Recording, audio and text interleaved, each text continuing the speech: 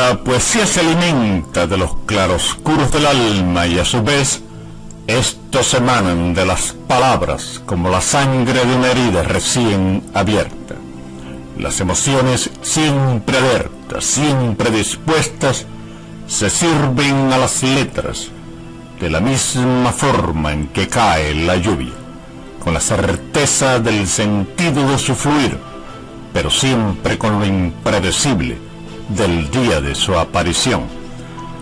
Para aquellos con cierto grado de hermetismo social, individuos altamente sensibles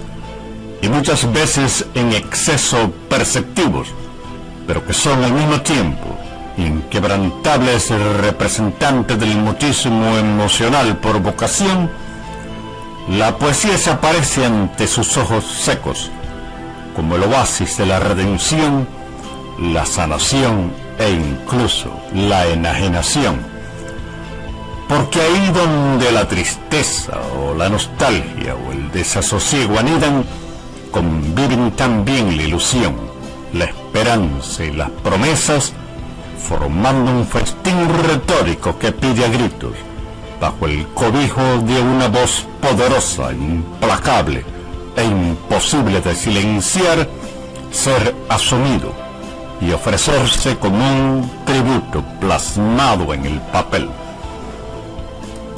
Es una especie de bálsamo que recorre lentamente la piel lacerada, refrescando las pasiones humanas, las más intensas, las más ocultas, las que deben, con urgencia inminente y premura extenuante, explorarse o exteriorizarse antes de que sea demasiado tarde y el cuerpo sucumba a sus efectos implosivos y en gran medida desoladores. Así, la poesía, una pequeña tramposa revestida de encanto envolvente, nos aprisiona en un doble juego, representando por un lado el papel de veneno, con las palabras que el corazón resuma entre sollozos de origen muy diverso, y por el otro el de antídoto, apaciguando los temblores y esquivando al insomnio. De igual forma, el poeta se desliza, sin apenas vislumbrar los límites, entre los roles de creador y de prisionero de su propia obra, condenado a revivir y enfrentar a sus demonios cada vez que sus palabras son leídas y vueltas a leer, porque cuando su poesía abandona la seguridad de su lecho, renuncia también al anonimato para pasar a ser pasajera del crucero universal. Así como los pedazos de la noche van cubriendo el cielo, la poesía cae a trozos de la mano del autor y pasa a ocupar un lugar en el alma de quien la lee, quien la hace suya de a poco, mordisqueándola y saboreándola, digiriéndola, logrando una comunión perfecta. La poesía ahora es de ellos, porque si bien en un inicio tiene por fuerza un destinatario, quien o lo que la hizo nacer y la alimentó hasta que creció, a la larga se topa con muchos otros que no se contentan con ser meros espectadores y toman entonces el papel de cómplices. Es a ellos a quienes la poesía se entrega totalmente. Es a ellos a quienes los autores se deben, porque les brindan un lugar, un espacio invaluable de expresión y cohesión. Sin alguien que lo lea, el poema y por consiguiente el poeta perecen tristemente en el océano de lo ignorado, de lo nunca conocido. Por eso, los constructores de versos buscan traspasar los límites de sus propias impotencias e inseguridades y de los obstáculos con que el mundo editorial invade sus caminos para adentrarse en los senderos que les permitan llevar su arte al semillero de la expansión, los libros. Ese es el caso de los autores que pueblan y gobiernan las siguientes páginas. todos distintos en superficie, pero que en esencia tienen el mismo centro.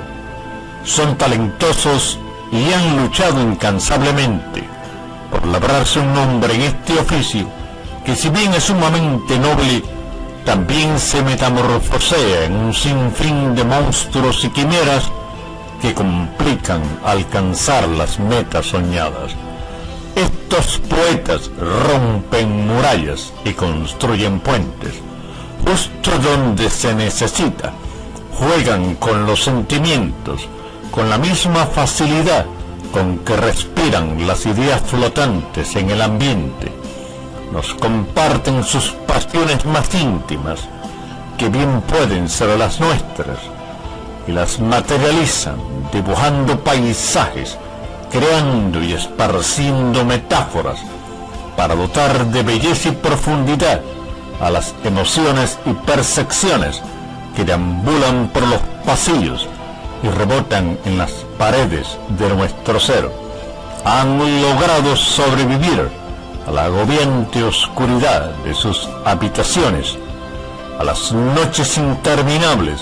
en que la inspiración fue intermitente y traicionera. Dejaron atrás las hojas amarillentas en las que escribían sus primeros borradores,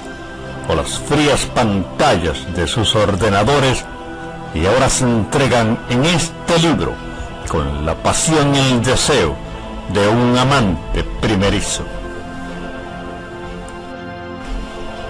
Pero no ha sido un camino fácil ni por poco. Más bien ha sido un trayecto arduo y extenuante hasta las mismas entrañas. Hallar una luz en el túnel oscuro de la escritura a veces es tanto como ir a pescar y obtener peces de oro y diamante. Se debe ser lo bastante hábil para sobrevivir y sobresalir en la maraña de letras que abundan por todas partes. E igual de complicado fue el proceso de selección de las poesías presentadas aquí. Igual de arduo y complejo fue el proceso de premiación en virtud del alto nivel artístico y literario de las obras concursantes.